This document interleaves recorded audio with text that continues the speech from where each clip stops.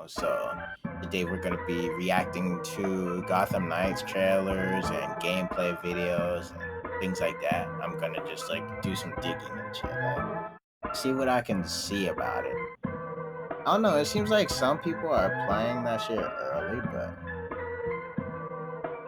I don't know. Shouldn't be though, like, cause that shit doesn't come out till like, yeah. Let me look at my phone. It doesn't come out till the 21st. I'm pretty sure.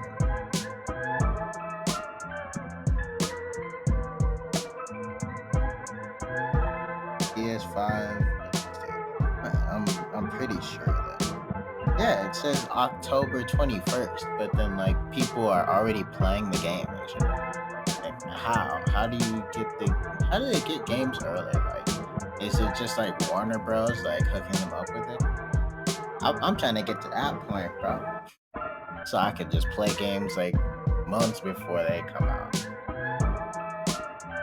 That would be lit, but now we're gonna be looking at trailers, gameplay stuff. I'm not gonna look through full gameplays though. Like, I'm gonna look through little snippets because I'm not trying to like spoil too much for myself. I'm just trying to like get a feel for how it looks and like how the game's gonna like feel when I'm playing it.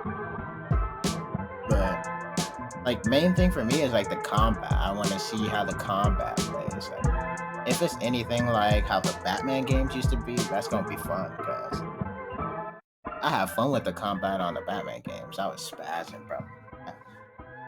I was hitting them with them combos. They were getting work, straight work. But nah, let's get to watching these videos though, for real.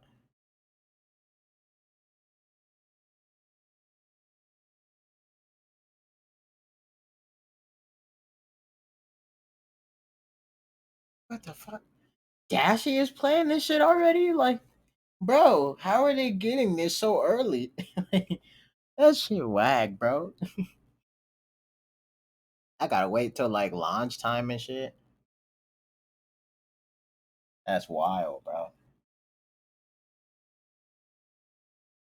But yeah, it says it doesn't drop till the 21st, but yet like people played it like 10 days ago. Like, what? But let's look at this anyways, bro. I'm coming only to hold you under. Sidekick. Inadequate.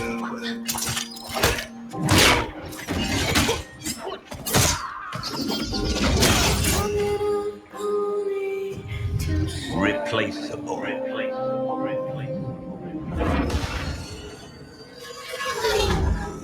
Stubborn.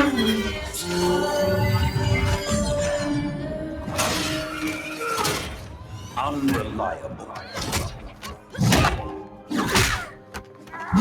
In over your head. Untrustworthy. My God, biggest shit in Uncontrolled. I like he's on play taking too. A monster. Pretender. A pale imitation.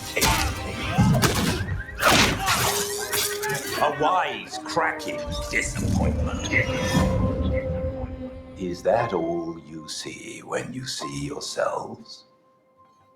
Because I see more. Alfred. Master Bruce saw Alfred, more. my boy. He saw My greatness. He saw What's up, my boy? potential. Wait, so is Batman dead? Oh, that's He saw that's the future of Gotham. Remember, everything he was is within you. Did. And everything he could never be is why you'll be so much Graphics more. look great, but this is a cinematic. It's your time now. Playing it, but I don't want to like see the fucking story. The Alfred. Nice. So they got the Owl Court as like some of the villains. Then that's hard. That's hella hard. The trailer gets me hyped, but then like I want to see. Is there more? Oh shit! Oh, that's what I get for pre-order. Let's go. I get a fucking custom bat cycle. Yes, sir. Yes, sir. Oh, IGN. There we go. Hands-on preview. Damn. Yeah, he tanky. Over the course of our month-long IGN First coverage, we saw a lot about the world and lore of Gotham Knights, the crafting and gear mechanics, the suits and customization options, but there's been one The suits green look Riddler-esque question mark surrounding the whole game up to this point. How does it play? Well, I played about 3 hours of it at a recent hands-on event, and the answer is, well, it's complicated. What's for certain, at least, is that Gotham Knights is a wildly ambitious effort that feels appropriately massive and dense, to the point where even a heavily guided 3-hour demo felt like just a scratch on the surface. So I guess you can't get too much out of this. That's fine with me. My demo was broken up into 4 chunks. I played the tutorial that involved following a lead on Batman's last case, then jumped into a new save to play the first chapter of Harley Quinn's multi-part villain arc, then continued with several open world challenges related to Harley's story, and to put a cap on the event, I jumped into a late game save that let me and the internet's own Destin Legary face off against Harley in the finale of her arc. And that leads to one of the main reasons why my takeaways from this event are complicated. Gotham Knights is a game that is centered around building up your character, setting and understanding your own skills and gear, and developing your own playstyle. Something that I just didn't really get to do, since I was jumping around to different save files and trying out different characters. Without that feeling of building up my own character and progressing through their skill tree, combat felt like it was missing a key ingredient. On a very basic level, Gotham Knights combat is built on the foundation of the Batman Arkham games. But once you get past the shallow waters, things go in very different directions. Here's where things will be familiar. You press the direction and the attack button, and your character gracefully spins, leaps, or slides towards the closest enemy for a quick strike that initiates a combo. Enemies will also telegraph their own attack with an icon that appears over them, giving you plenty of time to dodge out of the way to avoid damage. It's all super smooth, there are a ton of slick animations, and you're even rewarded for timing your button presses as opposed to just button mashing, just like in the Arkham games. And that's it. That's where the comparisons end, because everything else feels very different. Gotham Knights is much more abilities focused, with a meter at the bottom right that governs your ability to use your momentum skills. As you'd imagine, you gain meter by dealing damage and using your dodge to avoid attacks with good timing. Once you fill a bar, you can use one of their 8 equipable momentum skills for a variety of different uses. Red Hood has a close-range throw that deals a ton of damage to a single target. Robin has a holographic distraction that he can throw down to take some heat off of him and the team. Batgirl can toss out a Batarang barrage to deal a bunch of piercing damage right in front of her. And Nightwing has a cool acrobatic leap attack that lets him get the jump on an enemy from far away. There were also moments where certain momentum abilities were the key to defeating specific enemy types that were armed with powerful armored attacks. Piercing ability. Like, this may help me pick what character I'm about to use, low key, just by looking at this. I'm gonna decide based off these special moves and shit, probably. It's looking like Nightwing at the moment, but yeah, I'm liking Nightwing at this point. We'll see. Abilities beat armored attacks, for instance. So anytime that's a big motherfucker, bro. Look at her. She big as shit. She wearing Crocs? Hold on, she's wearing Crocs, bro. I just noticed that. She wearing Crocs, bro. I saw an enemy with a red attack warning, I had to counter with my own piercing attack, whether that was Batgirl's Batarang Barrage or Robin's Staff Spin attack. All of this sounds great, and I'm very much looking forward to the progression of getting to unlock new momentum abilities, purchase skills that synergize with them, finding... I mean, I don't mind the, like, using, like, the skill points and stuff, because, like, you do that on most, like, fighting / like, story-based games. Like, you do that on God of War, even. So, I don't mind that. I actually like that aspect, because, like, it gives you, like, motives to, like...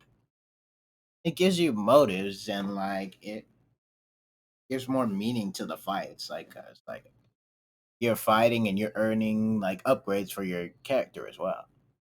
So you can max them out, and it feels different when you're maxing them out.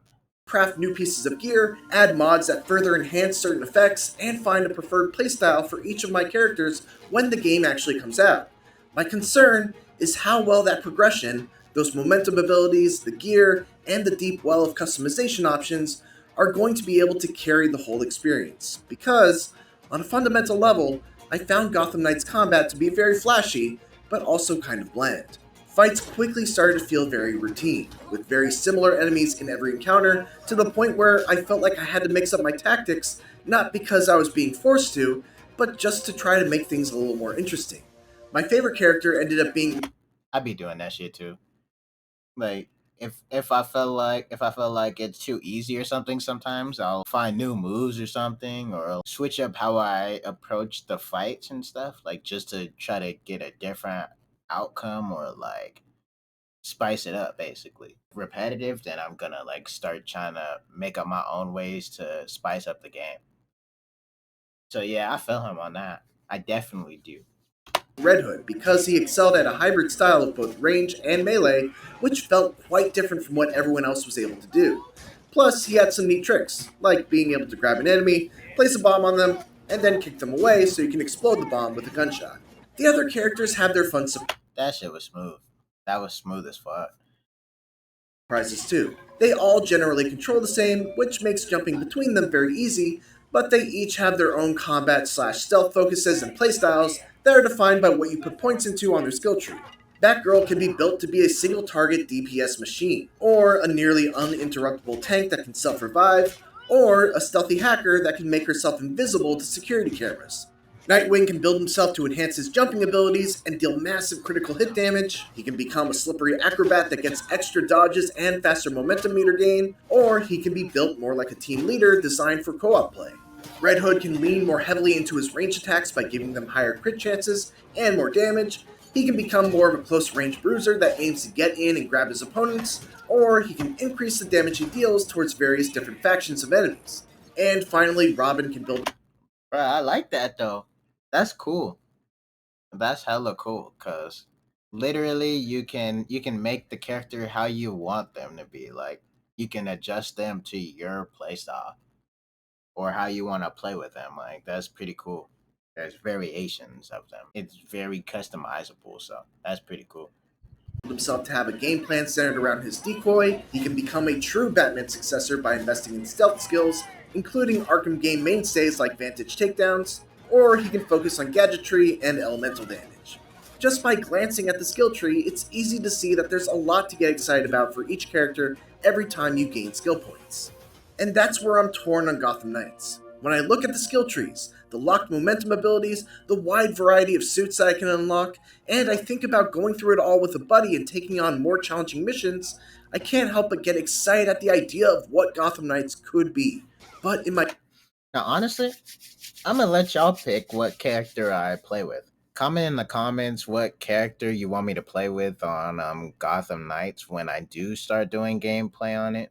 Comment on this video what character you would want me to use, and also like it up. Whichever comment gets the most likes, then I'll use that character. Then we'll do this like interactive. I'll ask y'all what upgrades I should do from time to time and stuff like that. So it's like we're playing the game together, instead of like you're just watching me play. I like the customization on this. I actually really do like games where you can customize a lot of your stuff. That's pretty cool. my playtime with this demo, things were very far off from that idealized version. Beyond combat, Gotham Knights is very impressive. The city of Gotham is absolutely gorgeous. The many different modes of traversal are all fun in their own way, whether that's by motorcycle, Batgirl's glide, Nightwing's glider, Red Hood's mystical air hops, or Robin's short range teleportation. The Belfry seems like an awesome headquarters full of optional conversations that deepen the relationships between the four heroes. And you can even play Spy Hunter. And the cooperative play feels extremely well implemented. Since the demo was so focused on the Harley Quinn subplot, I didn't get much of a feel for the overall story of Gotham Knights and how the Court of Owls fits into everything, but I'm very into what I've seen of the characters so far. There are great dynamics between each of them, with the standout for me being between Red Hood and Nightwing. Nightwing's trying his best to step into the role of a leader, while Red Hood finds himself struggling between his thirst for violence and his desire to honor the legacy of Batman. There's a great scene in the Belfry where Nightwing inadvertently touches a nerve by bringing up a story that sets Jason off. And you really get to see the pain and anger that Red Hood is struggling to keep under the surface. I don't know what's worse. Having a chunk of my life taken away from me, or coming back to everyone thinking I'm gonna snap.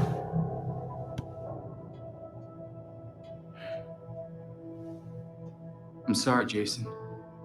We shouldn't have... I shouldn't have treated you like an outsider. It's very Guardians of the Galaxy-esque, and if Gotham Knights can pack the whole game with moments like this, then its characters will almost certainly become a highlight of the whole experience. Also, just so you know, this whole fight in the prison, it's set to a punk rock version of Livin' La Vida Loca.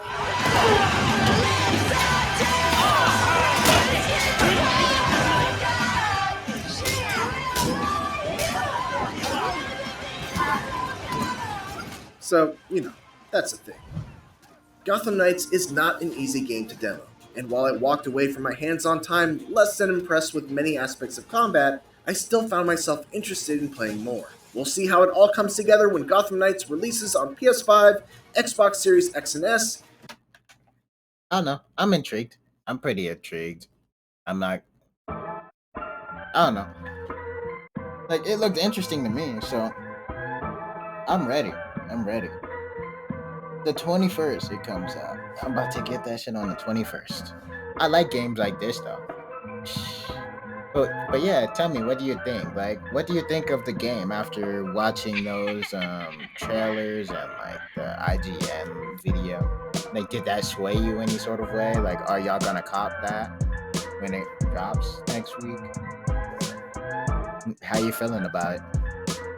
Well, thank you for watching though. This has been MJ. You're watching MJ's World. Peace.